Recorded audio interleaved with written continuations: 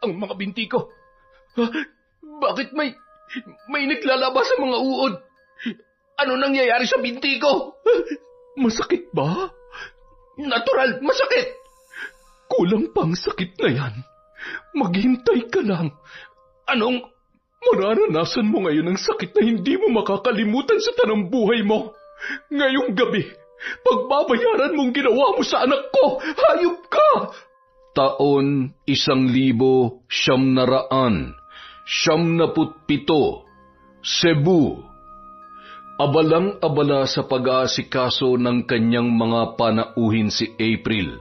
Kaarawan kasi ng kanyang Papa Cesar, ang tiyuhin niyang nagpalaki sa kanya at itinuring na totoong ama. Marami ang dumalo sa pagdiriwang na yon dahil bukod sa mabuting tao si Cesar, hindi rin sila namimili ng taong iniistima sa selebrasyon. Lahat ng napapadaan sa harapan ng kanilang bahay ay kanilang tinatawag. Anak, kumain ka na! Ako nang bahala sa mga bisita. Mamaya na po, Papa. Kailangan ko muna masigurong nakakain ng lahat. Ay, sandali lang po. Si Aling Teldi po, oh. Mukhang mabigat ang dala niyang basket. Tatawagin ko lang po. Aling Teldi, hali po kayo. Bakit, April? Anong meron? Birthday po kasi ni Papa. May konti pong salo-salo. Pasok po kayo na makakain. Ay, ganun ba? Sige, hindi ko tatanggihan yan. Medyo kumakalam na rin kasi ang sikmura ko. Saan po pala kayo galing? Pawisan na po kayo, oh. Ang init pa naman ng sikat ng araw. Doon lang sa kabilang bundok. May kinuha kasi akong mga halamang gamot. Heto na po ang pinggan nyo. Kayo na lang po ang bahalang kumuha ng kanin at ulam. Maiwan ko na po kayo. Maghuhugas lang po ako ng mga kutsara. Kinukulang na po kasi. Salamat, April. Sa pagtalikod ng dalaga, gumuhit ang nakakalokong ngiti sa mga labi ni Teldi. Nagpalinga-linga siya sa paligid, ang lahat ay abala sa pagkain. Lahat ng ulam na nakahain ay tinikman ng babae. Nagsandok siya ng mga yun at sa bawat pagkuha niya ay pasimple niyang pinapatakan ng lamang likido ng maliit na bote niyang kinukuyom. Hindi naman yun napansin ng mga tao at wala ring nakakakita sa kanya. Nang makaalis ang lahat ng bisita, saka pa lamang nagpaalam ang babae sa magtiyuhin. Aling Teldi, dalhin niyo na po itong ulam sa inyo. Huwag po kayo mag-alala, malinis po yan. Ay, nag-abala ka pa talaga, April. Salamat ha, tiyak matutuwa ang anak kong si Leo. Kumusta mo na lamang pala ako kay Leo, Teldi, ha? Hindi na kasi ako nag-aagawi roon banda sa inyo para mangahoy. Itong arthritis ko kasi sobrang minamahal ako kaya hindi na ako iniiwan. Makakarating, Cesar. O siya, magpapaalam na ako, ha? Maraming salamat ulit sa inyo. Pagkarating ng bahay, nakangiting binati si Teldi ng kanyang anak na si Leo. Nay, ginawa niyo ba? Oo naman, anak. Mabilis pa sa 4:00 kung ipinatak ang lason sa mga pagkain nasa lamesa. Natitiyak kong bukas may pupunta dito sa atin para magpagamot. Dahil sa sakit ng tiyan, may pinadala pala para sa iyo sina April at Cesar. Sandali lamang at ipaghahain kita. Marami po ba silang bisita, Nay? Mabuti naman at hindi ako nakalimutan ni Mang Cesar. Oo, nangungumusta nga yun sa iyo, anak eh. Hindi ka na daw niya nadadalaw dahil sa arthritis niya. Kawawa naman si Mang Cesar. Siya na nga lang ang nag-iisa kong kaibigan eh. Nagkasakit pa. Ay, kung hindi lang sana naputol tong mga paa ko, Nay. Ako na sanang bumibisita sa kanila para makapagkwentuhan naman kami. At ako na sana ang bumubuhay ngayon sa inyo. Hindi na sana ako nagiging pabigat. Ay, hindi na sana natin kailangan gumawa ng paraan para manloko ng mga tao. Huwag mo nang isipin yan, anak. Ang importante ay magkasama pa rin tayo. Hindi na natin mababago ang nakaraan. Handa akong gawin ang lahat para sa iyo, anak ko. Sa simpleng panggagamot ko sa kanila, katumbas naman yon ng kabuhayan natin. Dahil nakakabili tayo ng mga pangangailangan natin sa tulong ng kanilang mga donasyon. Gusto kong makonsensya, Nay, pero wala naman na tayong magagawa. Oh, tama na yan. Kumain ka na. Masarap ang mga putahing ito. Sigurado kayong walang dagtatong mga to, ha? Wala yan. Galing yan sa malaking kaldero. Nakita kong nagsandok si April mula roon at ibinalot para ipadala sa akin. Yung mga pinatakan kong putahe ay yung nakahain lamang sa mesa. Sigurado po kayo dyan, Nay, ha? Oo naman. Ano ka ba? Kinabukasan, nagkagulo ang ilang mga kapitbahay ni April dahil sa paulit-ulit na nagtutungo sa palikuran ang mga yon. At isa lang ang pinagdududahan nila kung saan nakuha ang mga nararamdaman. Walang iba kundi sa pagkain nila April. Hoy April, bakit niyo naman nilagyan ng lason yung mga pinakain niyo sa amin kahapon?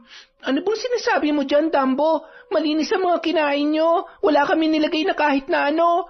Bakit lahat kami nakakain ng handa niyo ay namimilipit sa sakit ng tiyan? Yung iba, nagsusuka pa. Baka naman nagkataon lang na nadapuan kayo ng ganyang sakit. Kumain din naman kami sa mga hinandang pagkain pero maayos naman kami ni Papa, Dambo. Basta, yung handa niyo talagang dahilan. Nanghihina ng mga kapatid ko. Kung yan ang paniniwala mo, wala naman ako magagawa Ang mabuti pa, magtungo kayo kina Aling Teldi. Siguradong matutulungan niya kayo. Mahusay yon pagdating sa mga halamang gamot. Nang makatalikod si Dambo, malungkot na napatingin naman si April sa kanyang amang si Cesar. Magiging maayos din sila, anak. Huwag kang mag-alala. Humahangos na nagtungo si Dambo sa kubo ni Teldi. Tumatakbo siya at may dalang buhay na manok. Malayo ang kinaruroonan ng kubong yon mula sa baryo. Tao po! Tao po! Aling Teldi! Binuksan naman agad ni Leo ang bintana ng kanyang kwartong tinutulugan. Leo, nandyan ba nanay mo? Nagsasalok pa ng tubig sa batis. Hintayin mo na lang, paparating na rin yon. Nang bigla na namang kumulo ang tiyan ni Dambo. Leo, pwede ba akong makisiar? Nag-aamok kasi ang nasa loob ng tiyan ko Kagabi pa to. Siya nga pala, pakihawakan naman tong manok ko. Akin na, aabutin ko na lang. Hindi naman mataas tong bintana namin Magpunta ka na lang sa likod bahay. Gamitin mo lang yun. Mabilis na napatakbo si Dambo sa likod ng kubo para mailabas na ang nag-aalburuto sa kanyang tiyan. Sakto naman na dumating ang nanay ni Leo. Nay, may naghahanap po sa inyo, taga-baryo. Nasaan na siya, anak? Nasa CR po, naglalabas ng sama ng loob. Magandang araw po, Aling Teldi. Naparito po ako kasi kailangan ko ang tulong ninyo. Bakit, Dambo? Ako po, saka yung mga kapatid ko, nagsasakitan ng mga tiyan namin. Pabalik-balik sa CR. Namumutla na nga po yung mga kapatid ko Baka may alam po kayong mabisang gamot para dito. Sandali at kukunin ko lang yung gamot. Sige po, paggamit nga po ulit ng banyo ninyo, Aling Teldi. Ayan na naman Nailalabas na naman. Mag-iingat ka, baka madapa ka at di na makaabot sa loob. Nang makaraos si Dambo, pinainom siya ni Aling Teldi ng isang basong tubig mula sa mga nilaga niyang ugat ng halaman. Dalhin mo itong ugat na ito sa inyo. Pakuluan mo ng 15 minuto. Palamigin mo ng konti, yung maligamgam lang, saka mo ipainom sa mga kapatid mo. Mabisa po ba talaga to, Aling Teldi? Ikaw na magpapatunay niyan, Dambo. Sa tingin ko po, oo, medyo kumalma na kasi tong tiyan ko Ay, siya nga po pala, may manok akong dala. Ayan po, hawak na ni Leo. Pasensya na po, wala akong pera maibibigay sa inyo. Kaya manok na lang po ang dinala ko. Ay, nag-abala ka pa. Walang problema, Dambo. Masaya na ako matulungan ka. Salamat na rin sa manok na dala mo, ha? Hindi na rin po ako magtatagal, Aling Teldi. Nag-aalala na din kasi ako sa mga kapatid ko Sandali lang po pala. Hindi po ba kayo nakaranas ng pananakit ng tiyan at pagtatay? Kumain kayo ng mga pagkain ni na April kahapon, hindi po ba? Hindi naman. Maayos naman kami ni Leo. Alam mo, Dambo, hindi naman siguro yun ang sanhi ng dinaramdam niyong magkakapatid. Nagkataon lang siguro. Hindi lang naman po kasi kami, Aling Teldi. Karamihan po sa mga kapitbahay namin na kumain doon, nakaranas ng ganito eh. Sige po, lalakad na po ako. Mag-iingat ka, Dambo. Napatingin naman si Teldi kay Leo nang makalayo na ang binata. Sabi ko naman sa iyo, anak dito sila sa atin tatakbo. Nag-aalala ako, Nay. Baka kasi... Huwag kang mag-alala. Hindi naman nakamamatay ang laso na ginawa ko, anak. Dagta lamang yun ng isang halaman. Ano na pong gagawin natin dito sa manok? Akin at ilalagay ko lang sa may kulungan. Mamaya na natin yan sentensyahan. Kinahapunan, may dumating pang mga taga-baryo sa kanilang bahay. Naging abala si Aling Teldi sa pag-iistima sa kanila. Leo, anak, tingnan mo itong biyayang nasa harapan natin. Kita mo, dahil sa panlalason ko sa kanila, eto't tiba-tiba ang hapagkainan natin. Oo nga, Nay. May nagdala ng pagkain, bigas, at may mga gulay pa, tsaka po pera. Mabuti na lang talaga't matalino ang nanay mo. Sa susunod na araw, may handaan daw kina Kapitan. Magiging abala na naman ang nanay mo, Leo. Ay, sana nga lang, hindi tayo karmahin sa mga ginagawa niyong yan, Nay. Sana lang po, no? Makalipas ang ilang araw, dumating na ang handaan sa pamamahay ng Kapitan. Lahat ay masaya at umuwing busog sa naturang salo-salo. Ang iba ay may bitbit pang mga pagkaing iuuwi sa kanilang bahay. Kasama na roon si Aling Teldi. Maging sina April at Cesar ay mayroon din. Papa, ang ganda naman po ng anak ni Kapitan. Kaya siguro nagkagusto sa kanya yung napangasawa niyang foreigner at ang bongga rin ng handaan, ha? Oo, anak. Napakaswerte ni Kapitan sa mga anak niya. Magaganda na at pogi, mababait pa. Ilan po ba lahat ng mga anak ni Kapitan, pa? Bihira na lang kasi siyang bisitahin ng mga anak niya, hindi po ba? 3 lang naman ang anak niya. Nasa Maynila yung 2 at yung panganay naman, yun yung nakapangasawa ng foreigner. Maaga ding nabiyudo yung si Kapitan. Siya nang nagpalaki sa mga anak niya. Iba-iba din po talaga ang storya ng bawat tao, no, pa? Yung iba, buo ang pamilya. Yung iba, wasak. Katulad ko, wala nang nanay at tatay. Ay, lahat po ba talaga may kanya-kanyang pinagdadaanan? Anong wala kang nanay at tatay? Anong tingin mo sa akin? Kayo po? Kayo po ang superhero ko na mahal ko. Nag-iisa kaya kayo sa buhay ko, Papa Cesar. Hindi ibang turing niyo sa akin at proud na proud po ako na kayo ang papa ko. Kahit hindi mo nakasama ang mga totoo mong magulang, huwag mong isipin na nag-iisa ka lang. Nandito ko lagi at handang sumuporta sa iyo, April. Nang mamatay ang mga magulang mo ay ipinangako ko sa sarili ko na aalagaan kita.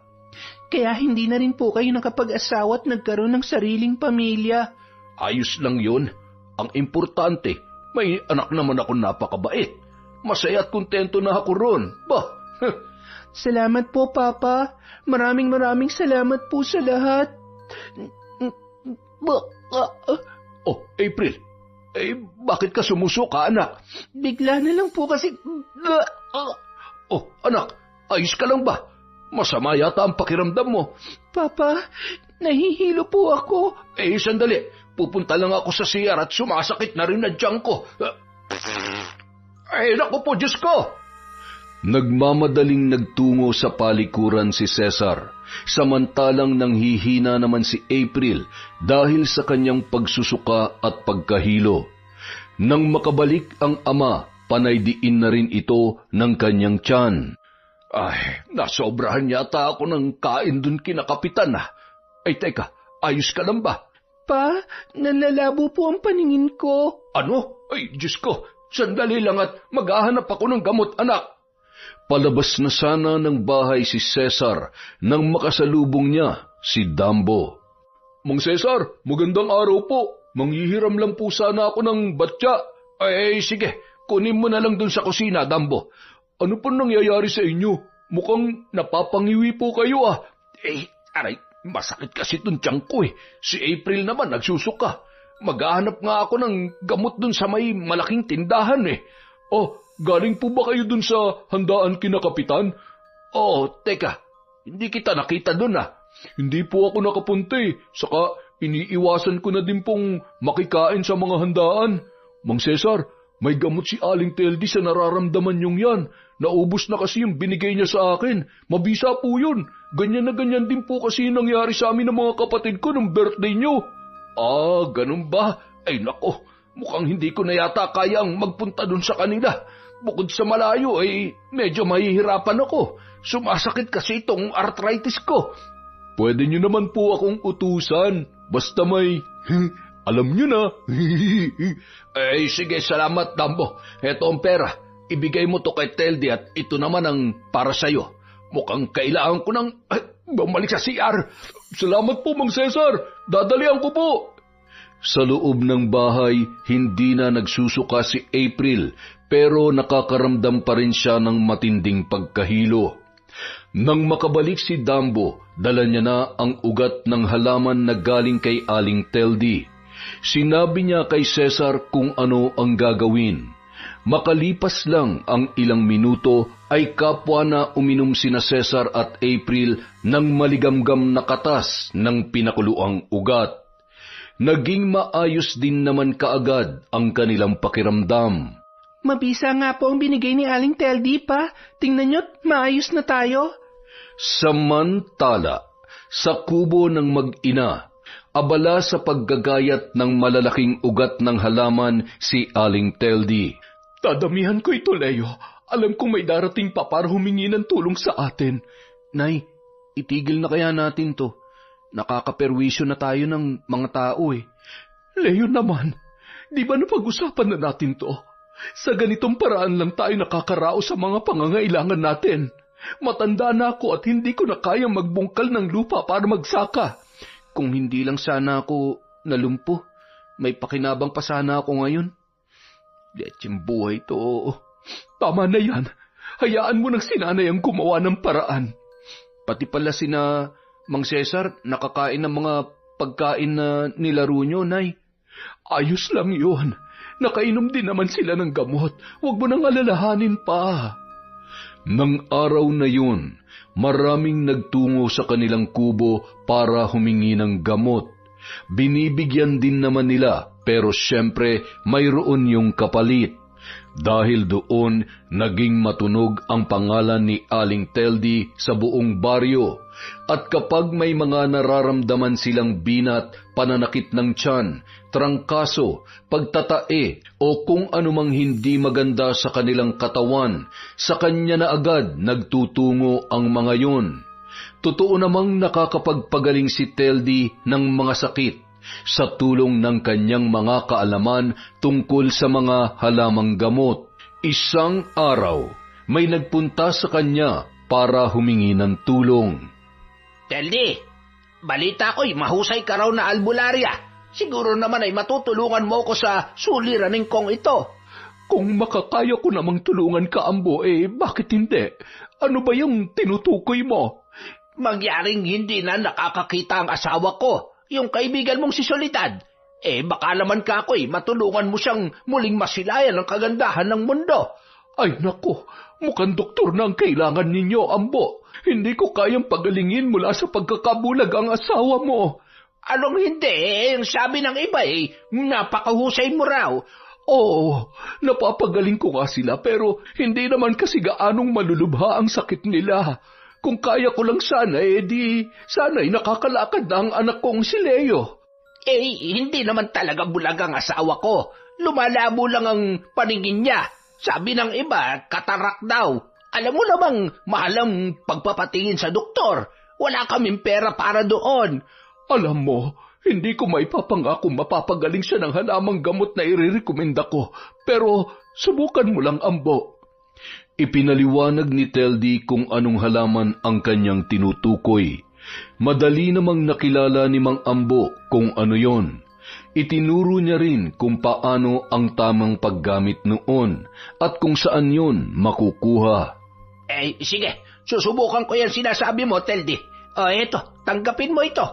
Ha? Ano yan?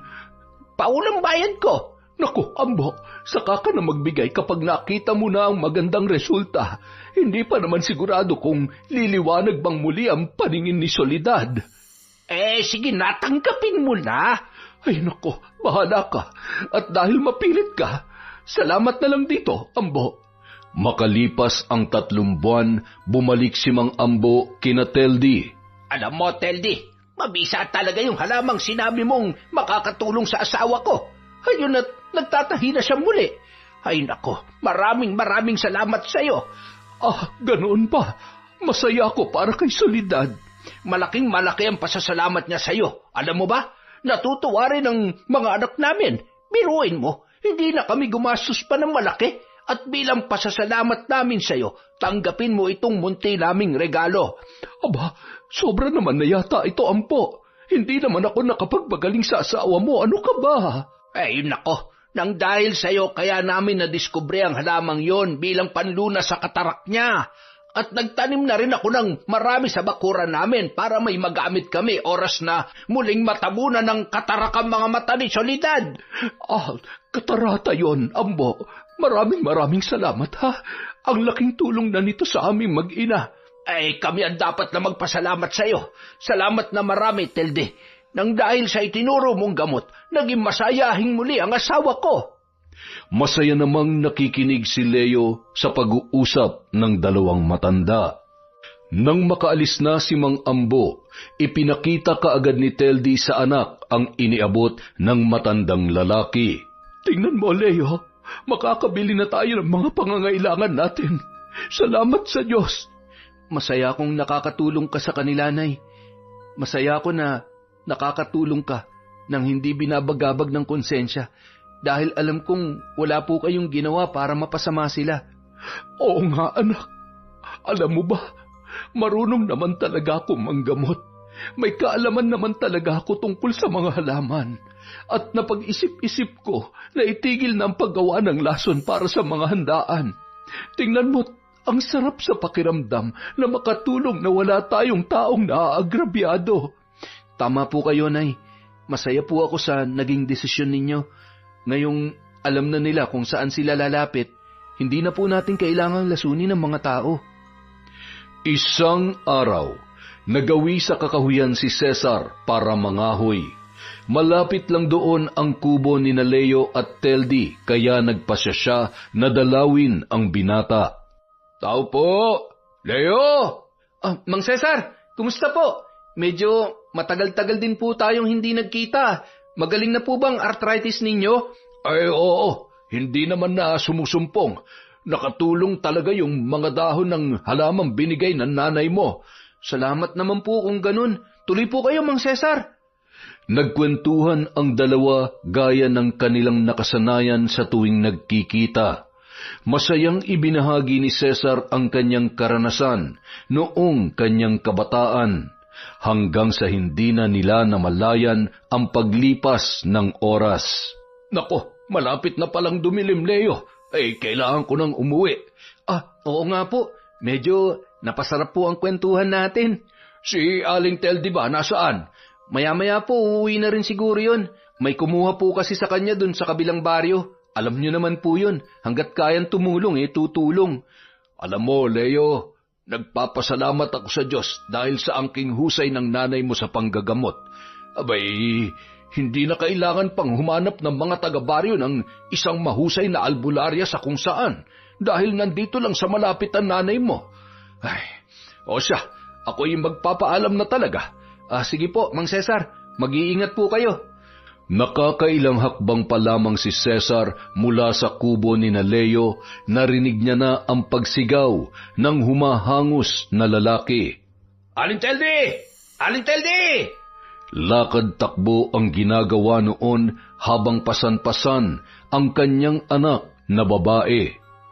Kapitan Bruno, wala si Aling Teldi dito. Anong wala? Cesar, kailangan niyang tulungan ang anak ko. Ano bang nangyari dyan sa bata? Natuklaw ng ahas. Kailangan ko si Aling Teldi ngayon din. Kapitan, ang alam ko po sa ganyang kondisyon ay hindi po pinapainom ng tubig ang bata at saka bawal po siyang iakyat ng bahay. Yun na nga ang ginawa ko, Leo. Nasaan ba kasi ang nanay mo? may pinuntahan pa po eh. Pauwi na rin po siguro yon. Anong lintik naman Paano kung may mangyari masama sa anak ko? Ay, Kapitan, maghintay na lang muna tayo. Huwag ka mag-alala, sasamahan muna kita. Makalipas ang ilang minutong paghihintay, dumating na si Aling Teldi. Kita sa kanyang muka ang pagod dahil sa malayo-layong paglalakad. Teldi, mabuti naman at dumating ka na. Kailangan namin ng tulong mo. Oh, Cesar, anong ginagawa niyo dyan? Bakit hindi kayo pumanik sa loob? Aling Teldi, tulungan mong anak ko. Natuklaw siya ng ahas. Ano? Naku, masama yan. Sandali lang at titingnan ko. Aling Teldi, gawa mo ng paraan para mailigtas ang anak ko. Tingnan nyo, nanghihila na siya. Sinipat na maigi ni Aling Teldi ang may sugat na bahagi sa binti ng bata. Walang ano-ano ay sinipsip niya ang bahaging yon at idinura ang dugong nasipsip. 7 beses na paulit-ulit niyang ginawa yun bago nilagyan ng langis ang nasugatang bahagi. Dumito na muna kayo, Kapitan. Kailangan kong mabantayan ang bata. Maayos na ba siya? Hindi ko pa masasabi, pero mukhang nakuha ko naman na ang kamandag. Nang masigurong pwede nang umalis, nagpaalam na sa kanila si Mang Cesar. Malalim na ang gabi. Nasa labas pa rin ng kubo sina Bruno at Teldi. Aling Teldi, nauuhaw na ang anak ko. Huwag mo muna siyang painumin ng tubig. Pero Aling Teldi, nauuhaw na siya. Akala ko ba'y nakuha niyo na ang kamandag sa katawan ng anak ko? Oo nga, pero kailangan muna natin makasigurong ligtas na siya. Makikita sa mga mata ng kapitan ang pagkairita. Subalit pinigilan na lamang niya ang sarili na makipag-argumento pa sa albularya. Mag-uumaga na nang pinauwi sila ni Aling Teldi. Nay, maayos na po ba yung bata? Tingin ko naman oo, anak. Wala po bang ibinigay si Kapitan Bruno? Wala eh. Hayaan mo na. Ang importante, nakatulong tayo. Kayo, Nay, ayos lang po bang pakiramdam ninyo? Oo, anak. Huwag ka mag-alala. Matapos ang gabing yon, naging maayos naman ang kalagayan ng bata. Muli na namang napabalita sa baryo maging sa kabilang mga lungsod ang ginawang panggagamot ni Aling Teldi sa anak ng kapitan. Lubos-lubos naman ang pasasalamat ni Kapitan Bruno sa kanya. Nag-abot pa yun ng pera na ikinatuwa naman ng mag-ina. Ang husay talaga ni Aling Teldi, no, pa? Biruin mo, natuklaw ng kobra yung bata, pero nakuha niya mailayo sa panganib ang buhay nun. Kaya nga anak, balak ko nga sanang humingi ng donasyon sa barangay para sa wheelchair na ibibigay ko kay Leo. Para naman kahit papano ay makapasyal-pasyal din siya dito sa atin. Nako, maganda po yung naisip niyo, Tay. Sigurado, matutuwa yung mag-ina. Matuling lumipas ang 1 buwan. At sa wakas, may wheelchair na para kay Leo. Masayang-masayang dinala yon ni Cesar sa kubo ng mag-ina. Maraming salamat po dito, Mang Cesar. Ang saya ko po. Hindi na ako mahihirapang gumapang-gapang dito sa sahig namin. Masaya akong masaya ka, Leo. Halika, ang mabuti pa, mamasyal tayo sa baryo. Sasamahan kita, aalalayan kita. Talaga po? Sige ba, ilang taon na rin akong nakakulong dito sa kubo namin eh. Sigurado po ba kayong ayos lang po? Yung pong arthritis ninyo? Ay nako, sigurado ko, Leo. Hindi naman ako sinusumpong ngayon kaya ayos lang kahit pa buong maghapon tayong gumala. Sagot kita. Naku, salamat po talaga ng marami, Mang Cesar. Napakasaya ko. Nay, aalis lang po kami ni Mang Cesar. Mamamasyal lang po. Cesar, ikaw nang bahala sa batang yan. Ipinagkakatiwala ko siya sa iyo, ha? Walang problema, Teldi. Ako nang bahala kay Leo. Iuuwi ko din naman siya mamayang hapon. Oy siya, gumayak na kayo nang hindi kayo abutan ng init ng sikat ng araw sa daan. Nung araw ding yun, isinama ni Mang Cesar si Leo sa kanilang tahanan. Leo, magbibihis lang ako ha. Pupunta tayo mamaya kina Kapitan.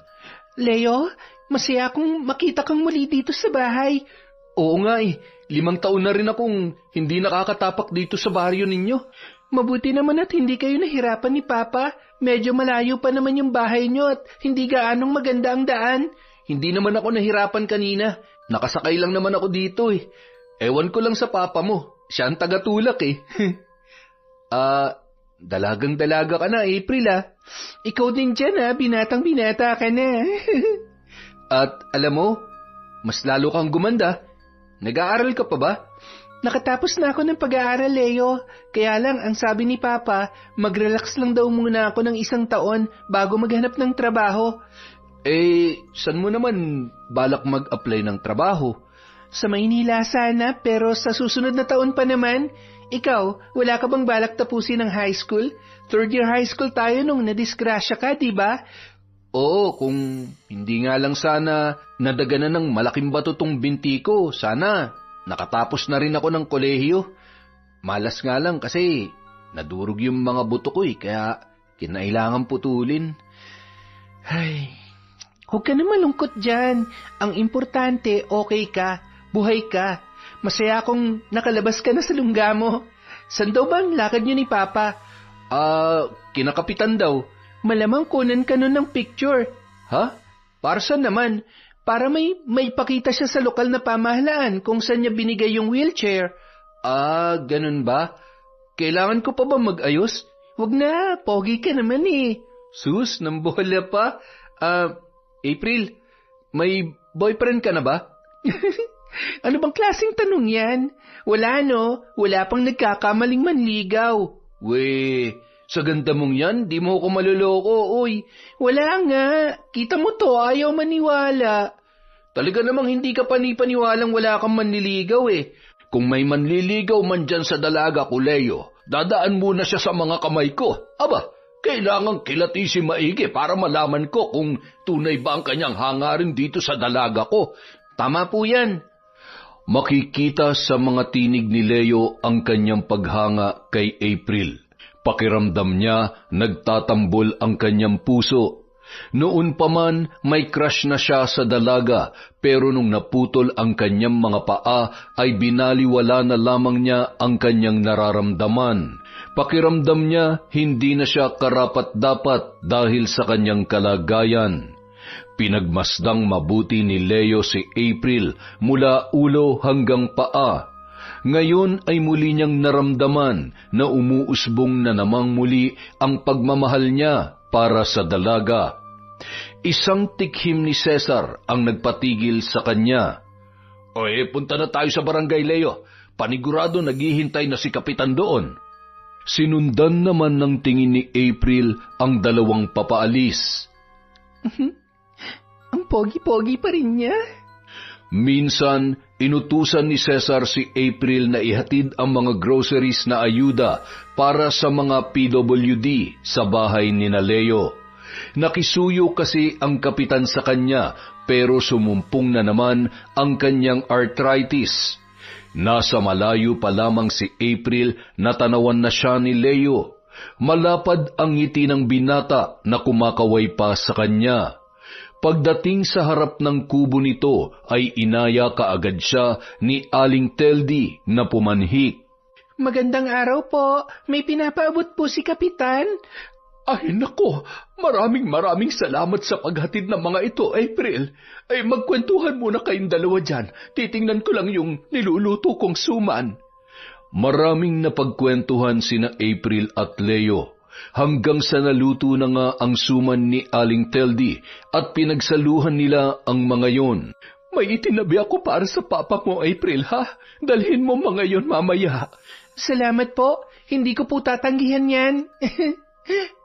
Kinagabihan, pansin ni Teldi ang kasiglahan ng kanyang anak.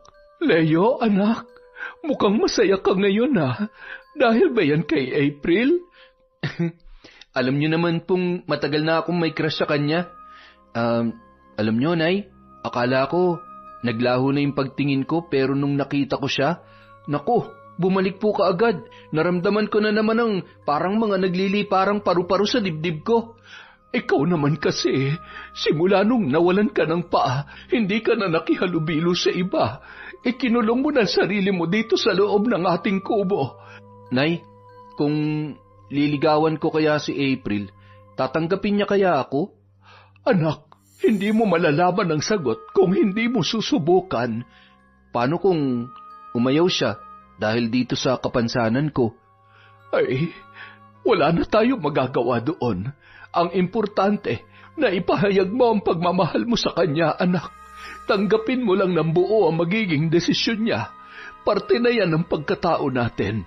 Minsan, nakukuha natin yung mga gusto natin. Minsan naman, nasasaktan tayo dahil sa ating pagkabigo. Pero hindi ibig sabihin noon ay susuko na tayo. Kung totoong mahal mo ang isang tao, magiging bukas ang loob mo sa magiging desisyon niya. Oo, masakit pero wala nang makapagbibigay ng saya sa atin kundi ang makita nating masaya ang mga taong pinili nating mahalin, kahit na hindi tayo ang kanilang pinili. Kaya po ba, basta nyo na lang tinanggap ang pangiiwan ni tatay sa atin? Oo, anak. Mas pinili kong pakawalan siya kasi alam kong magiging mas masaya siya sa iba. Ay, teka nga. Ba't napunta sa tatay mong usapan natin? Si April ang pinag-uusapan natin, hindi ba? Ang punto ko lang naman, ano man ang maging sagot niya sa iyo, ayos lamang yon. Ang importante, malaman niya kung ano ang nilalaman ng puso mo. Samantala, isang balita ang nagpagulat sa lahat. Ang kapitan kasi ng kanilang barangay ay inatake sa puso, kaya't ang humalili sa pwesto nito ay ang unang kagawad na si Berto. Noong una, maayos naman ang pakikitungo niya sa mga nasasakupan, ngunit hindi nagtagal, naging abusado ang lalaki. Mataas ang tingin niya sa sarili at ang mga ayudang para sana sa mga nasasakupan ay hindi niya ibinibigay. Kasama na roon ang para kina Leo na buwan-buwan sanang natatanggap ng binata. Kahit hindi nagugustuhan ng ibang mga taga-baryo ang kanyang inaasal, wala silang magawa upang mapaalis yun sa pwesto dahil bukod sa malayo pa ang eleksyon ay sipsip yun sa mayor ng lungsod. Nasa baryo si Teldi isang hapon. Naghatid siya ng mga walis tingting na ginawa nila ni Leo. Nagulat pa siya sa pagtawag ni Berto sa kanya. Aling Teldi, punta mo nga yung anak ko. Inaapoy na lagnat eh. Nang tingnan ni Aling Teldi ang bata ay nanghihina na yun at kinukumbulsyon pa. Kagawad. Kapitan na, Aling Teldi. Ay, pasensya na, Kapitan. Sa tingin ko, kailangan mo na siyang dalhin sa ospital. Mas makabubuting matingnan siya ng doktor. Bakit? Akala ko ba'y mahusay ka? Hindi mo ba magagamot ang anak ko? O baka naman sinasabi mo lang yan para tapalan ko ng sanapi ang bunganga mo. Pagalingin mo ang anak ko ngayon din. Kahit nag-init ang tainga ni Aling Teldi dahil sa sinabi ni Berto na akala mo kung sino kung umasta, ay pinigilan niya pa rin ang sarili na pagtaasan yun ng boses. Oo nga't may kaalaman ako sa mga halamang gamot, Kapitan Berto. Pero mas maganda kung dadalhin mo siya sa totoong doktor. May mga kaalaman sila na hindi saklaw ng aking kakayahan. Kaya nga ako lumapit sa iyo eh. Dahil alam ko makakaya mo siyang lunasan. Ano pang hinihintay mo? Kilos na! Nilapatan ng mga dahon ng halaman ni Aling Teldi ang bata, at kung ano pang nalalaman niya para maibsan ang pagtaas ng init ng katawan nito. Ginawa ko na makakaya ko, Kapitan. Pwede na ba akong umuwi? Naghihintay din sa akin si Leo. Nakatulog naman na ang anak mo. Tumango na lamang si Kapitan na nooy abala sa pag-inom ng alak kasama ang ilang mga kalalakihan. Sa pag-uwi sa kanilang tahanan, naikwento ni Aling Teldi sa anak ang mga nangyari. Mas pinili niya pa talaga maglasing kaysa dalhin sa doktor ang anak niya. Nga pala, Nay, malala na ba yung lagay ng bata? Mahina masyado yung bata, Leo. Nangingitim na nga yung paligid ng kanyang mga mata eh. Sabi ng mga kapitbahay nila, halos 1 linggo nang lagnat niya. Tapos si Kapitan ay mukhang laging abala sa inuman. Kawawa naman pala. Bakit ba kasi kinuha niya pa yung bata sa poder ng nanay nun? Hindi naman pala niya maalagaan ng mabuti. Kung ano man ang dahilan niya, siya lamang ang tanging nakakaalam nun, anak. Kinagabihan, mahimbing nang natutulog sina Teldi at Leo nang biglang nabulahaw ng mga sigaw ng lasing na si Kapitan Berto. Pinatay mo ang anak ko! Hayop ka! Pinatay mo! Pagbabayaran niyo to! Hoy! Lumabas kayo dyan! Teldi! Pinatay mo ang anak ko! Dahil doon, napabalikwas ng bangon ang mag-ina at dali-daling dumungaw sa bintana si Aling Teldi. Ano ka mo, Berto? Bingi ka ba, ha? Ang sabi ko, pinatay mo ang anak ko! Sandali, hindi kita maintindihan. Di ba sabi mo, nasa maayos na siyang kalagayan? Tignan mo yung anak ko ngayon! Nangingitim na! Isa na siyang malamig na bangkay ng dahil sa panloloko mo! Anong panloloko? Hindi kita niloloko, Berto! Ha! Walang hiya ka! Ang sabi mo, mapapagaling mo ang anak ko! Lintik kang babae ka! Ha! Hindi ko sinabi mapapagaling ko siya. Ginawa ko na ang lahat ng alam ko pero sadyang mahina ng anak mo, Kapitan. Kapitan Berto, kung namatay man ang anak nyo, hindi po yun kasalanan ni nanay. Anong hindi? Kasalanan niya! Dahil kung inayos lang sana niyang paggamot sa anak ko, humihinga pa sana yun ngayon. Kapitan, ilang ulit kong sinabi na kailangan mo na siyang dalhin sa doktor. Ikaw lang ang nagpumilit na ako makakapagpagaling sa kanya. Magbabayad ka! Papatayin din kita! Iwinasiwas ni Kapitan Berto ang hawak niyang itak at kaagad na sumugod para pagtatagain ang dingding ng kubo. Lumabas kayong dalawa ng anak mo, Telly! Papatayin ko kayo! Tarantang-taranta naman ang mag-ina sa loob ng kanilang tahanan. Nay, galit na galit po siya. Anumang oras ay mapapasok niya na tayo. Iligtas niyo na po ang sarili niyo. Hindi. Lalabanan natin siya, anak. Hindi kita iiwan dito. Patuloy pa rin sa pag-aamok si Berto sa labas hanggang sa nakaakyat na siya at nasira na ang pintuan. Nakangisi pa yon habang itinataas ang hawak niyang itak. Papatayin kita gaya ng ginawa mo sa anak ko! Ay, hindi! Siguro maiging itong inutil mong anak ang tapusin ko para madama mo ang sakit ng mawala ng isang anak!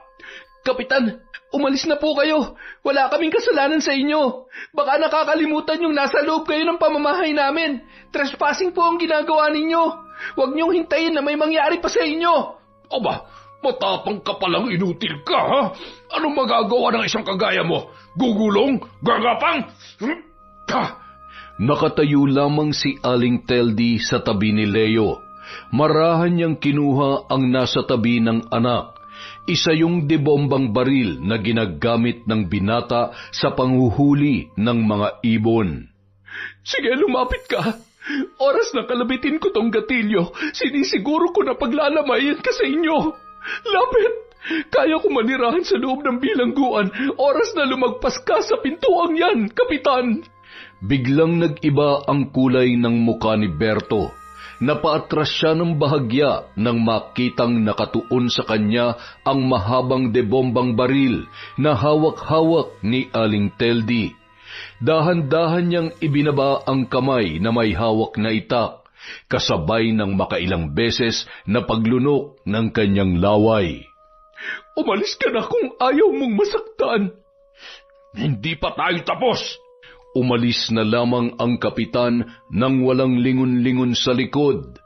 Akala ko pa naman matapang siya. Wala rin naman palang bayag. Nay, lagi na tayo mag-iingat. Hindi ko po gusto ang pagbabanta ni Kapitan. Oo, anak. Naging usap-usapan sa kanilang barangay ang pagkamatay ng anak ng kanilang kapitan. Ang iba ay nagsabing karma niya na yon sa pagiging abusado sa pwesto. Ngunit may mga tao pa ring naniniwala sa kanya na ang dahilan ng pagkamatay ng kanyang anak ay ang katangahan ni Aling Teldi. Sinisi ng mga yon ang ginang.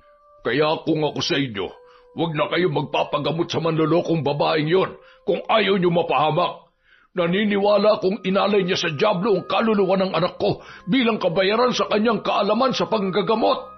Dahil ang sinasamba niya ay demonyo at hindi ang ating Panginoon. Ang mga akusasyong yon ng kapitan ay pinaniniwalaan ng mga taong sumusuporta sa kanya at ikinalat pa sa karatig barangay. Kayo po ba, Papa? Naniniwala po ba kayo sa mga ipinagkakalat nila tungkol kay Aling Teldi? Siyempre hindi, anak. Alam ko namang gawa-gawa lang yon ng kapitan. Alam mo naman ang ugali nun.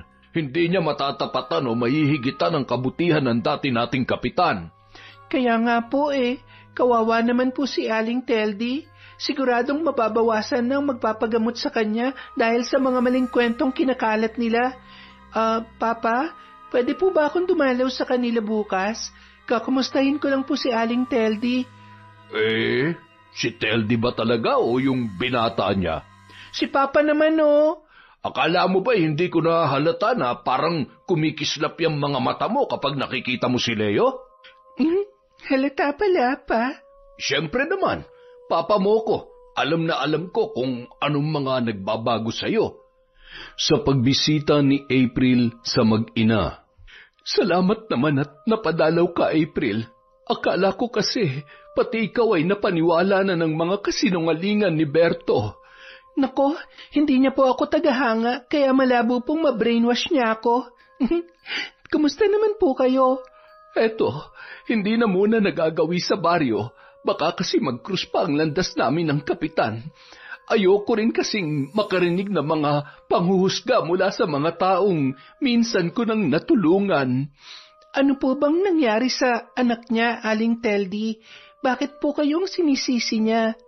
Ikinwento ng ginang sa dalaga kung ano ang tunay na pangyayari, pati na ang pag-aamok ng bagong kapitan. Napakasama talaga. Sa inyo pa isinisi mga pagkukulang niya. Kaya nga hanggat maaari hindi ko na muna pinapalabas si nanay dito. Baka kasi totohanin pa ni Berto ang mga banta niya kay nanay. Huwag kayong mag-alala, nandito naman ako. Ako nang bahala kung ano man ang kailangan niyong bilhin sa sentro. Maraming salamat, April Nung mga sumunod na linggo, lagi nang nagtutungo si April sa kubo ng mag-ina.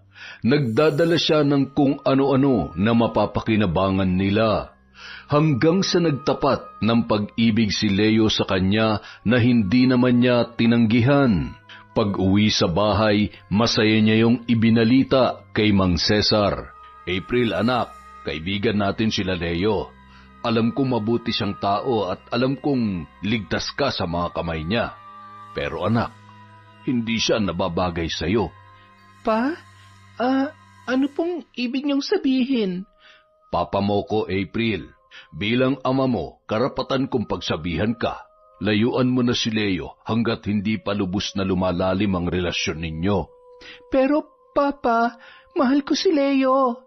Mahal niya rin po ako. Akala ko ba okay lang sa inyo na maging kami? Iniisip ko lang ang magiging kinabukasan mo, anak. Oo, mabuting tao si Leo. Nagmamahalan ka mo kayo.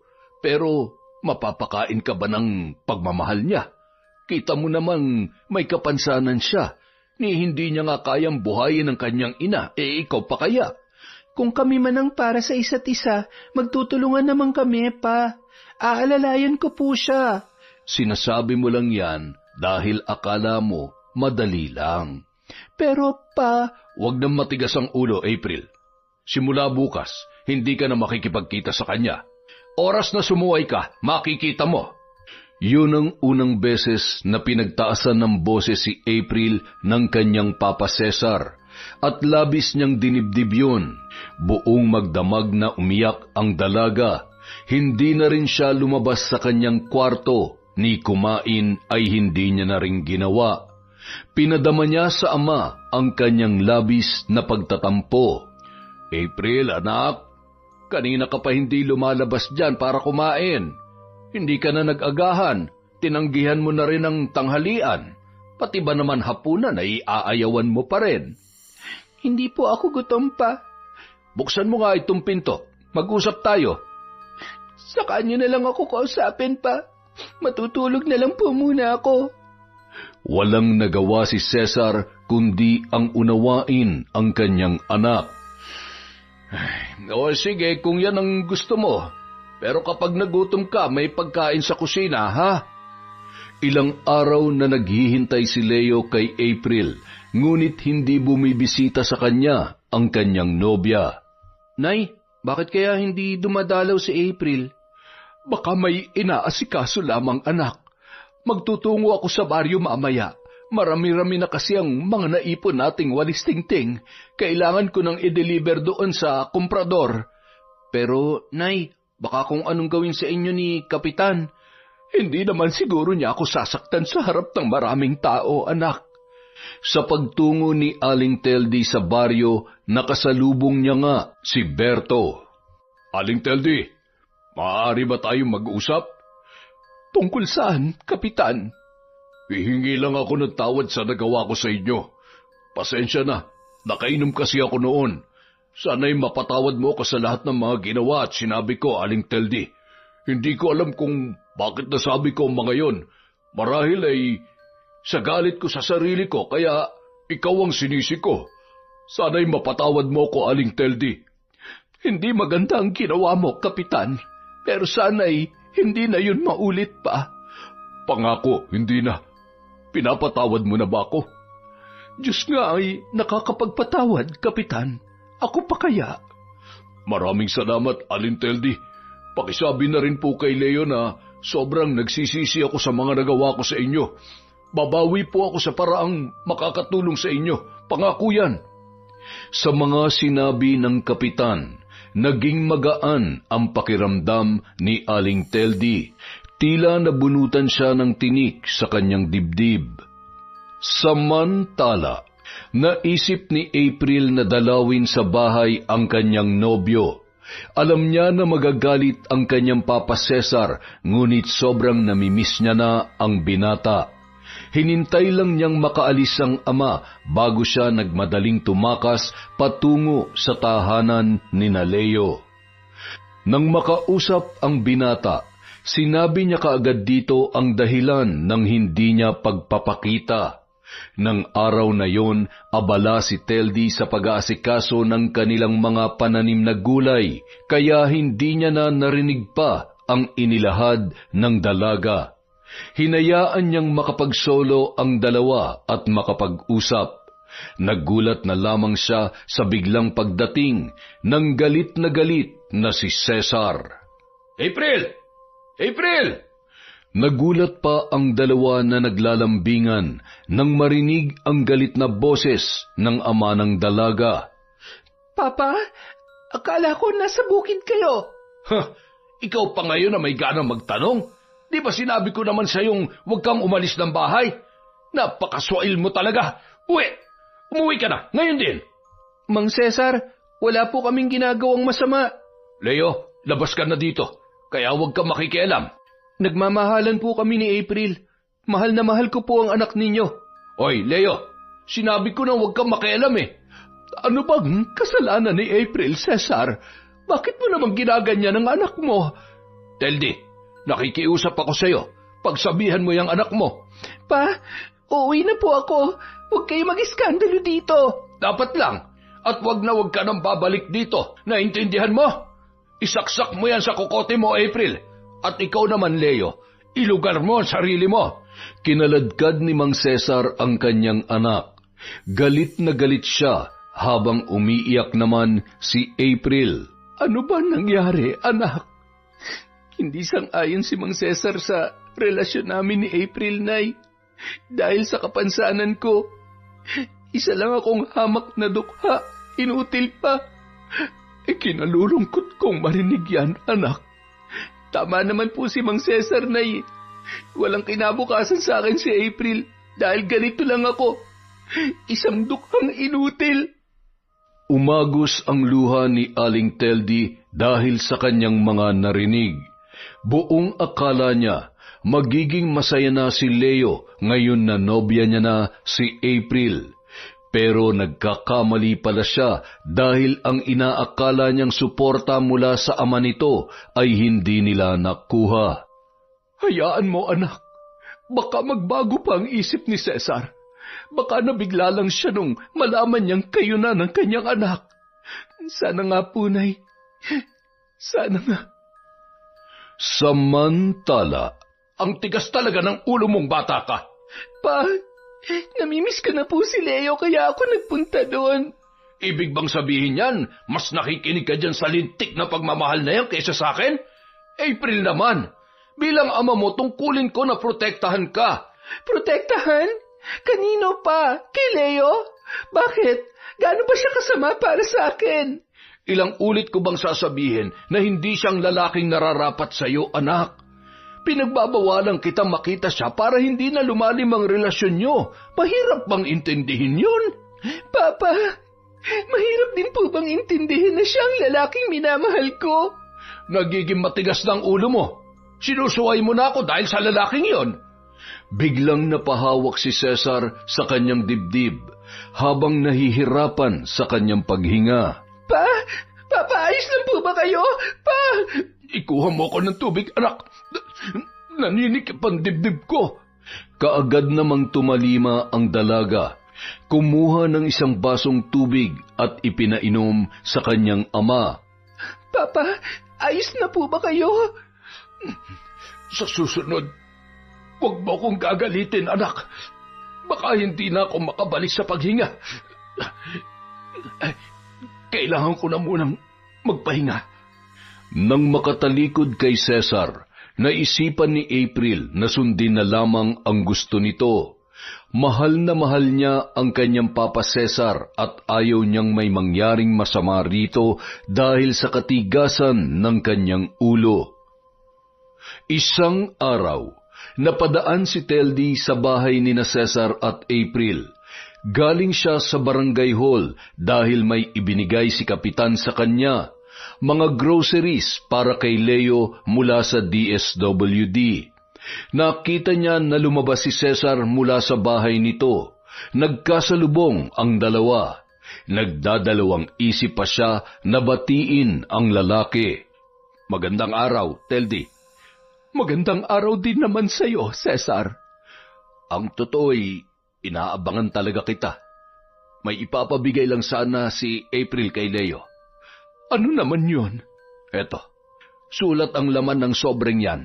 Mabuti naman at muli na kayong nakakatanggap ng ayuda. Oo nga salamat kay Kapitan. O siya, lalakad na ako, Cesar. Hayaan mo, makakarating itong sulat sa anak ko. Mauna na ako sa iyo. Tango na lamang ang isinagot sa kanya ni Mang Cesar. Napalingon pa si Aling Teldi sa bahay ng lalaki. Nakita niya sa isang bintana si April na nagpapahid ng kanyang luha. Sa pagpasok ni Mang Cesar sa bahay, dumiretso kaagad siya sa kanyang silid. Siyang nag-utos kay April na makipaghiwalay kay Leo sa pamamagitan ng sulat na yun. Kung patuloy pa rin makikipagkita si April kay Leo, ay nako, hindi ko na alam kung ano magagawa ko.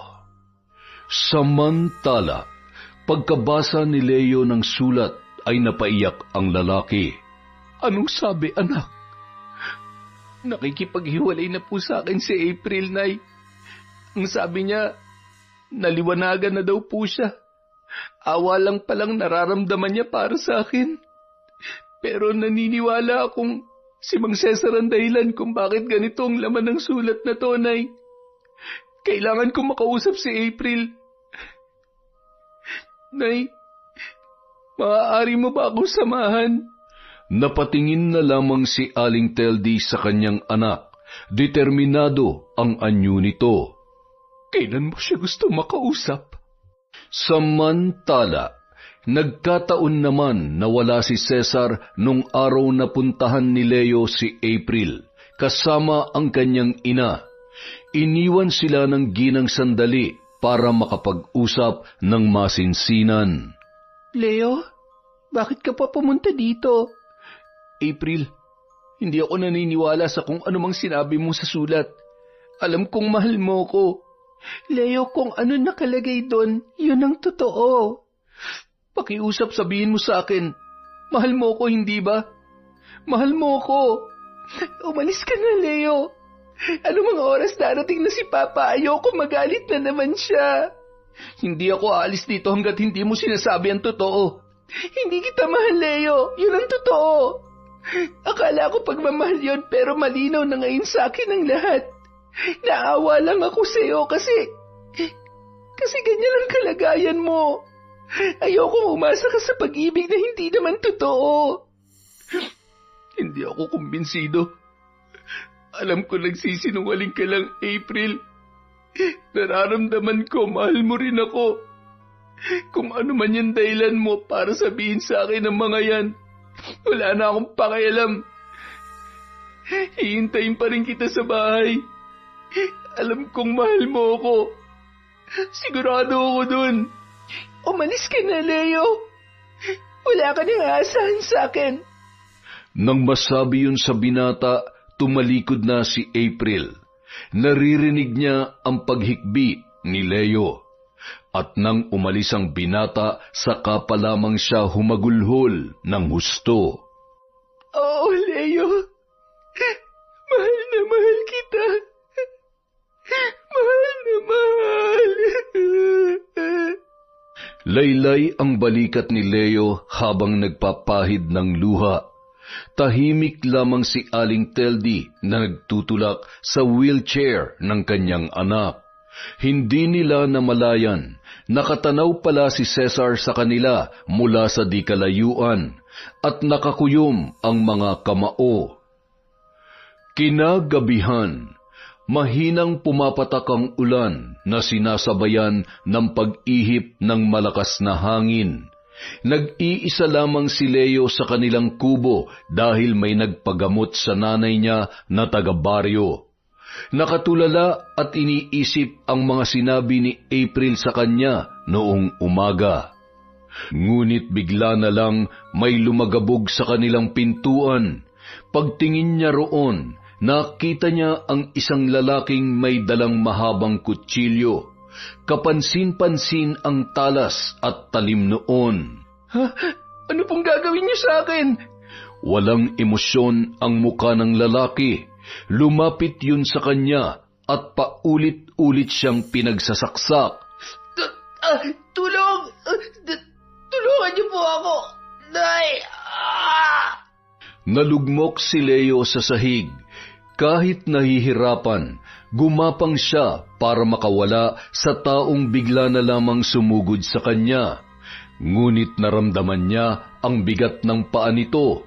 Tumapak yun sa kanyang likuran.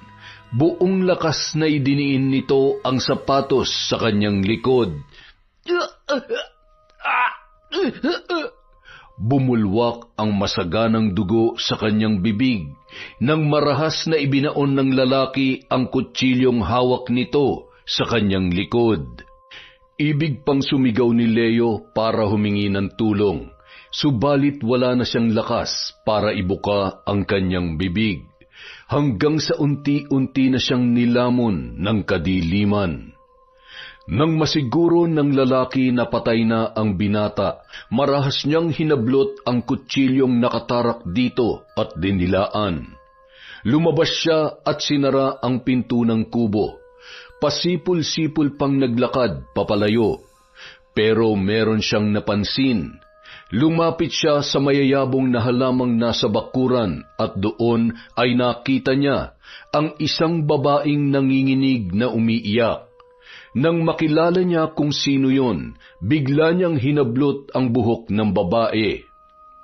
Samantala, hindi mapakali si April, kaya ng gabing yon nagpasya siyang puntahan si Leo para sabihin dito ang totoo. Mahal niya ang lalaki at handa niya nang ipaglaban ang kanilang pagmamahalan sa kanyang ama. Alam niya na hindi yun magiging madali, pero umaasa siya na balang araw ay maiintindihan din siya ni Cesar. Sa pagmamadali ay basta-basta na lang niyang kinuha ang jacket ng kanyang ama at isinuot yon. Binaybay niya ang daan patungo kina Leo. Hindi niya alintana ang mahinang pag-ulan at ang maputik na daan.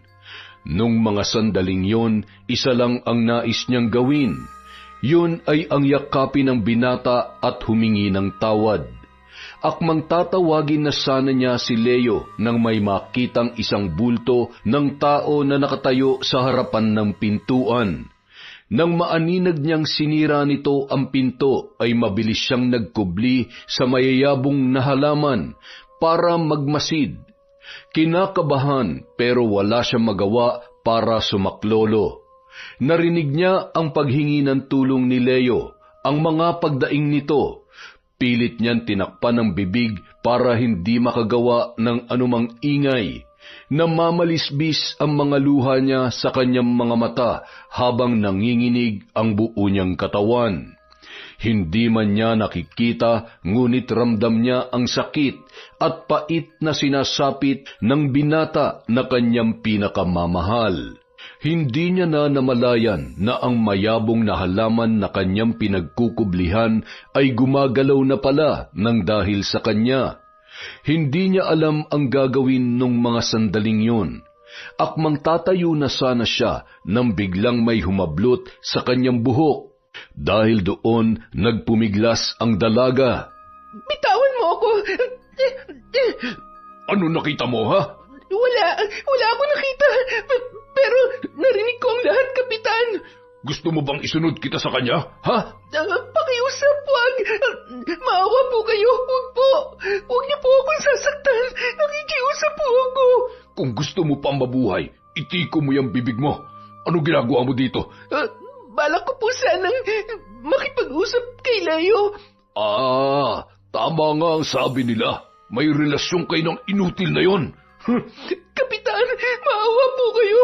Pakawalan niyo po ako. Pangako wala akong pagsasabihan. Talagang wala kang pagsasabihan dahil oras na gawin mo yan. Si Cesar ang susunod ko. Naintindihan mo? Opo. Itinutok ni Berto ang kutsilyo sa leeg ng dalaga. Nararamdaman naman ni April ang pagpatak ng dugo sa kanyang balat. Mas lalo siyang nangilabot at nanginig, dala ng sobrang takot. Tandaan mo, buhay ng ama mo magiging kapalit kapag nagsalita ka. Naintindihan mo? Naiintindihan mo? Napatango na lamang ang dalaga at nanginginig dahil takot na takot siya sa kanilang kapitan. Ano pang ginagawa mo? Umuwi ka na sa inyo. Uwi! Marahas niyang binitawan ang buhok ng dalaga. Ilang hakbang pa lang ang nagagawa noon nang magsalita siyang muli. Hubarin mo yung jacket mo. Ilaglag mo dyan sa lupa. Pagbilang ko ng 3, kumaripas ka ng takbo. Baka magbago pang isip ko. 1, 2. Dali-dali namang hinubad ni April ang suot niyang jacket at ibinabayon sa lupa. Kasabay ng pagbilang ng 3 ni Bruno ay kumaripas na siya ng takbo. May pakinabang din naman yung babaeng yon. Pasensyahan na lang tayo kung ikaw ang paghihinalaan pumatay sa inutil na anak ni Teldi. Sa wakas, nakaganti na rin ako sa iyo, Aling Teldi. Hinayaan mo mamatay ang anak ko. Ngayong napatay ko na ang anak mo, amanos na tayo. Kinabukasan, sa pag-uwi ni Teldi sa kanilang bahay, agad niyang napansin ang bakas ng dugo sa kanilang bakuran. Pinulot pa niya ang jacket na muntik niya nang maapakan. Bigla siyang kinabahan nang kanyayong masilayan. Kaninong jacket to? Nang napadako ang tingin niya sa kanilang pintuan, nakita niyang nakasara yun, ngunit kaagad din niyang napansin ang malaking sira. Diyos ko, Leo, anak! Nagmadali siyang pumanhik at sa pagbukas niya ng nasirang pintuan, tumambad sa kanya ang kalunos-lunos na anyo ng binata, naliligo sa sariling dugo, tadtad ng sugat ang buong katawan at nilalangaw na. Diyos ko, anak ko, Leo, anak! Anong nangyari sa iyo? Sino ang gumawa nito, anak ko? Leo! Leo! Halos ilang oras din nagtagal ang pagpalahaw ni Aling Teldi. Hindi niya maipaliwanag ang nadaramang sakit at pighati. Magbabayad ang gumawa nito sa iyo, anak. Nang maalala ang jacket, mariin niya yung hinawakan.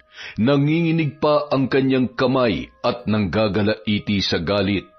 Naisip niyang ang jacket na yon ang magiging susi para malaman niya kung sino ang pumatay kay Leo. Malalagot ang sino mang nagmamayari nito. Ipapalasap ko sa kanya ang impyerno. Hindi na nag-aksaya pa ng panahon ang ginang, kaagad niyang inayos ang pagkasira ng pintuan. Mabilis ang mga kilos niyang naghalungkat sa kanyang lumang aparador at kinuha ang napakaraming itim na tela na inilukob niya sa kabuuan ng loob ng kubo. Nang masigurong nababalot na ng dilim ang paligid, kumuha siya ng mga kandila at itinirik yon paikot sa bangkay ng kanyang anak. Mula sa kanyang lumang baul, inilabas niya ang isang libro na kulay itim. Makapal yun na makikitaan ng maraming pahina. Pinagpag niya pa yun dahil sa alikabok na halatang matagal na hindi nahahawakan. Sa pagbalik niya sa tabi ng bangkay, binuklat niya ang libro. Hinanap ang pahinang kanyang nais na makita. Napapahid pa siya ng pawis nang simulang bigkasin ang mga nakasulat sa pahinang yon. Sa patuloy na pagbigkas ni Aling Teldi, biglang nagsigapangan ang mga alakdan, papalapit sa kanya. Kumuha siya ng isang nakasinding kandila na nakatirik sa tabi ng bangkay at ipinatak sa jacket. Ilang saglit pa, palakas na ng palakas ang kanyang tinig habang umuusal ng mga kataga na hindi maintindihan. Gumapang ang mga alakdan sa jacket. Doon sila nagtipon sa loob noon, hanggang sa umihip ang malakas na hangin palibot sa kanila. At kasabay ng pagtatapos ni Aling Teldi sa kanyang orasyon, siya ring pagkamatay ng mga kandila at biglang naglaho ang mga alakdan. Samantala, hindi maipaliwanag ni Mang Cesar ang biglang init na kanyang naramdaman sa loob ng katawan na tila tumutupok sa kanyang pagkatao. April, ikuha mo nga ako ng malamig na tubig. Parang nahihirapan na naman akong huminga. Pansin ni Cesar ang pagkagulat ng anak nang tawagin niya yun. Teka, may masakit ba sa'yo, anak? Mukhang matamlay ka. Wala naman po. Hindi kasi ako nakatulog kagabi ng maayos pa. Puyat lang po siguro to. Sigurado ka ba? Opo pa. Mataas na naman po siguro ang blood pressure nyo. Heto po ang tubig. Ewan ko ba, parang may naglalarong apoy sa loob ng katawan ko. Pa, ano pong nangyayari sa inyo? Pa, dadalhin ko po kayo sa ospital. Hihingi lang ako ng tulong kay Kapitan. Sandali lang po. Akmang lalabas na sana si April nang biglang humiyaw ang kanyang Papa Cesar. Napatili naman ang dalaga nang makita ang naglalabasang alakdan mula sa bibig ng kanyang ama. Nanginginig siya habang natatakpan ng kanyang dalawang kamay ang kanyang bibig. Hindi siya makapaniwala sa mga nangyayari. Diyos ko po! Papa! Ano nangyayari sa inyo, Pa? Hindi niya na namalayan kung saan pumunta ang mga buhay na alakdan. Ang tanging pinagtuunan niya ng pansin ay kung ano ang nangyayari kay Mang Cesar. Nang makalabas ang huling alakdan ay naiwang nakanganga ang matandang lalaki. Mapapansin ang biglang pag-itim ng balat nito. Papa! Ilang beses niyugyug ni April si Mang Cesar, ngunit hindi na yun gumalaw pa. Nanlumo siya nang ilapit niya ang kanyang tainga sa dibdib noon. Papa! Papa, bakit mo ako iniwan, Pa? Papa ko! Naging usap-usapan ang biglaang pagkamatay ni Mang Cesar. Ang sinabi ni April, palagay niya ay inatake sa puso ang kanyang ama. Hindi niya binanggit ang tungkol sa mga alakdan, baka pagtawanan lamang siya ng mga tao. Naisip din niya na baka namamalikmata lamang siya. Nang dumalaw sa burol si Kapitan Berto, nanginginig sa takot si April. Nakakuha ng pagkakataon ang kapitan para malapitan siya at makausap. Nakikiramay ako, April. Ngayong patay ng tatay mo, wala na akong alas sa'yo. Kapitan, nakikiusap ako. Kung ano man ang binabalak mo, maawa ka naman sa akin. Hindi naman kita sasaktan. Sa katunayan ay naaawa talaga ako sa'yo. Hindi na nakapagsalita pa ang dalaga, dala ng takot sa kapitan. Tahimik lang siyang umiiyak. Akala ng iba ay iyak lamang yon ng kalungkutan. Ang hindi nila alam, iyak yon ng takot sa kanilang kapitan. Nung mga araw na yon, para na siyang mababaliw. Mula nung gabing nasaksihan niya ang ginawa ni Berto ay hindi na siya nakakatulog pa. Lumalim na rin ang kanyang mga mata. Paulit-ulit niyang naririnig sa kanyang isipan ang sigaw ni Leo at paulit-ulit din niyang naaalala ang mga alakdan na lumabas sa bibig ng kanyang ama.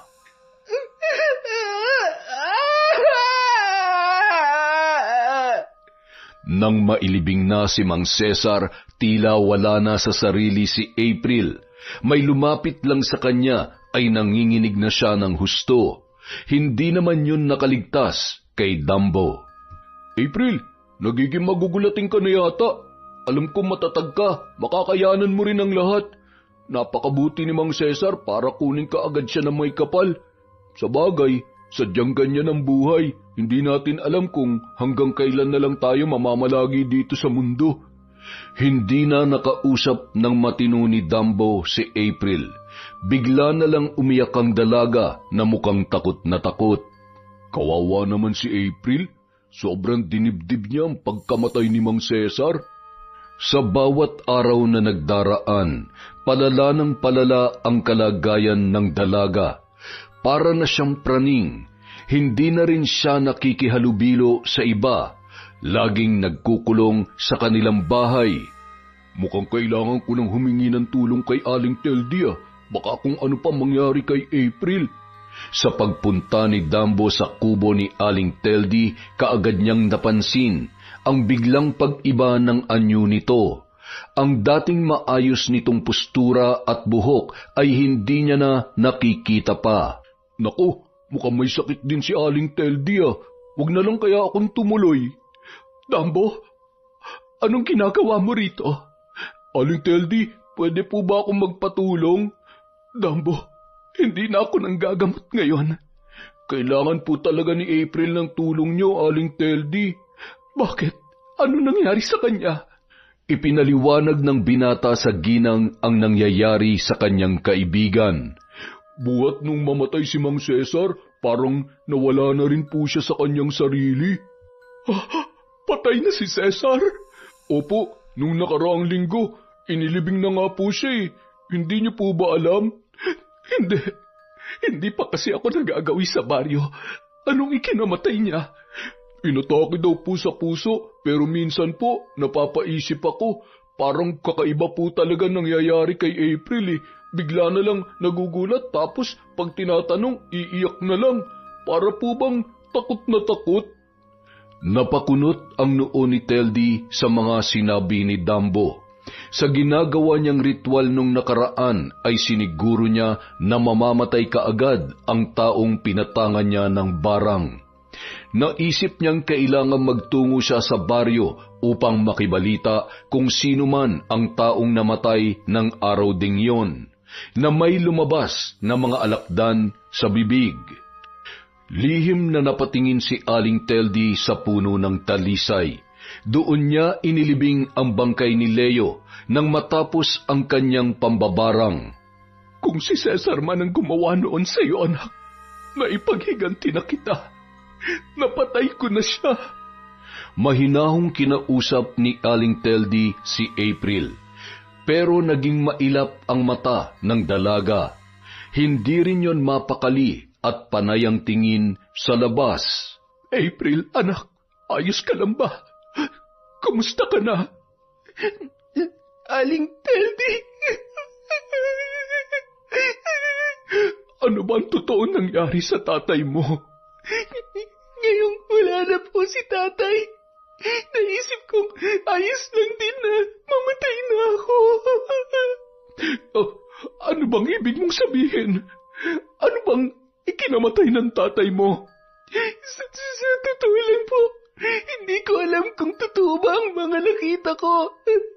Maraming naglalaro sa isip ko ng mga sandaling yun.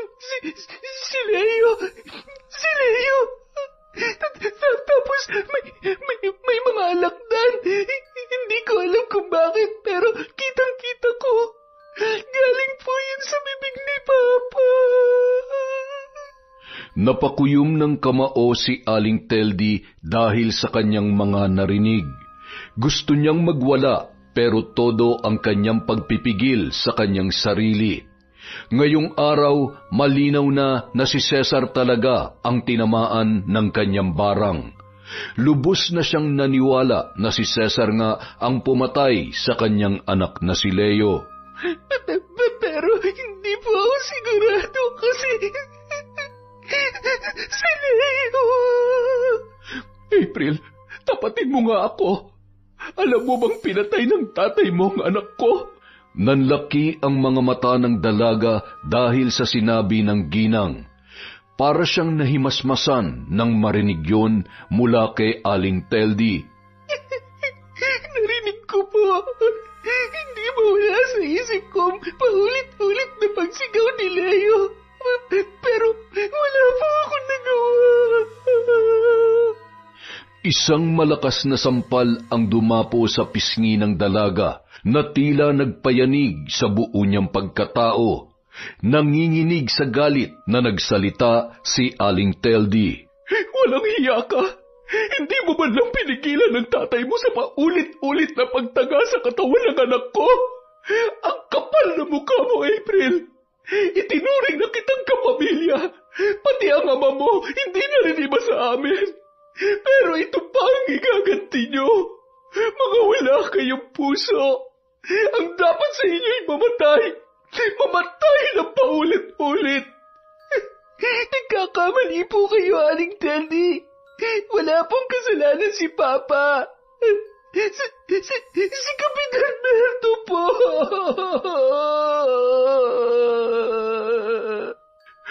Anong sabi mo? Takot na takot po ako ng gabing yon. At ang takot na yon, dala-dala ko pa rin hanggang ngayon. Pinagbantaan niya ako.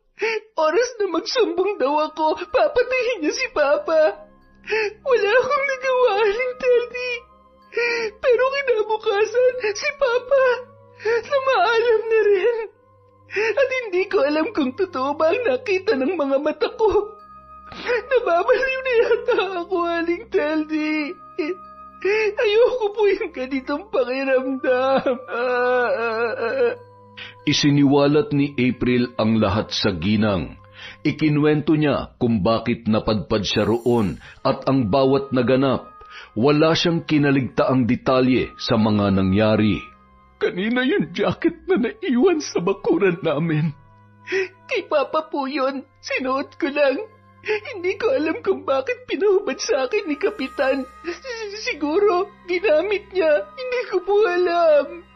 Nakaramdam ng pagsisisi si Aling Teldi dahil binarang niya kaagad ang nagmamay-ari ng jacket na naiwan sa kanila. Hindi man lang siya nag-isip, kaagad na siyang nanghusga. Nagsasabi ka ba ng totoo, April? Opo, pero natatakot po ako. Huwag ka mag-alala. Hindi niya malalaman. Ako ang bahala. Ako ang gagawa ng paraan. Nang makabalik sa kanyang kubo, muling nagsagawa ng ritual si Aling Teldi. Naglatag siya ng kanyang mga kakailanganin. Pahihirapan kita ng husto, Berto. Makikita mo ang bagsik ko. Sa bawat pag-usal niya ng mga katagang nakalimbag sa mga pahina ng itim na libro, pinakadidiinan yon ng ginang, magkahalong gigil at galit. Samantala, nasa loob ng barangay hall si Berto nang makaramdam ng biglang paninigas ng kanyang mga paa. Bigla yung namanhid at hindi niya na maihakbang. Walang ano-ano, bigla na lamang siyang natumba. Nagkagulo naman ang kanyang mga kasamahan at kaagad siyang inalalayan. Dinala siya sa kanyang bahay para makapagpahinga. Isa sa kanyang mga kagawad ang nagmungkahi na tawagin si Aling Teldi, pero mariing tinutulan yon ng iba pa. Sige na, papuntahin niyo si Aling Teldi dito. Pero nawalan ka na ng tiwala dun sa ginang, di ba, Kapitan? Kinalimutan ko na yon. Sige na, humingi na kayo ng tulong sa kanya.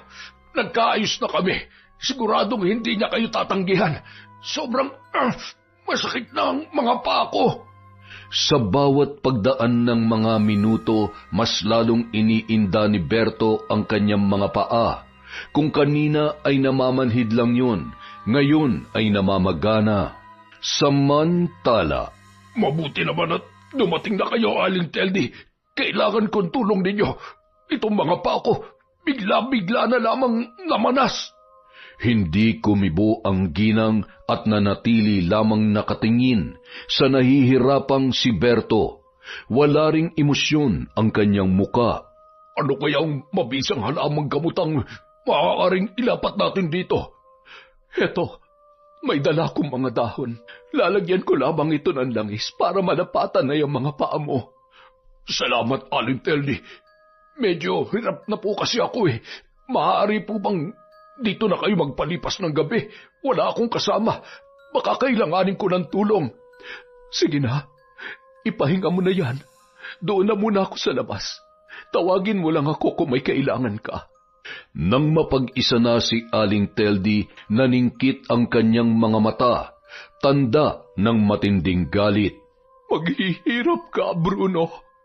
Ipapalasap ko ang kamatayang nababagay sa'yo. Sa kalagitnaan ng gabi, naalimpungatan ang lalaki dahil sa biglaang pagsidhi ng kirot sa kanyang mga binti.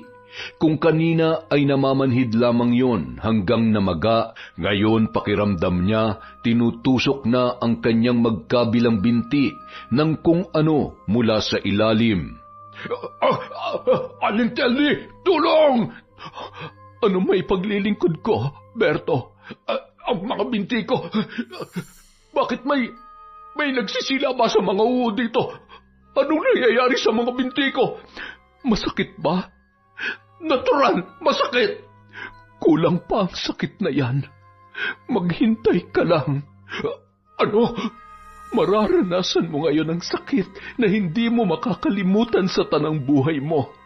Ngayong gabi, pagbabayaran mo ang ginawa mo sa anak kong hayop ka. Teka, ano bang pinagsasasabi mo?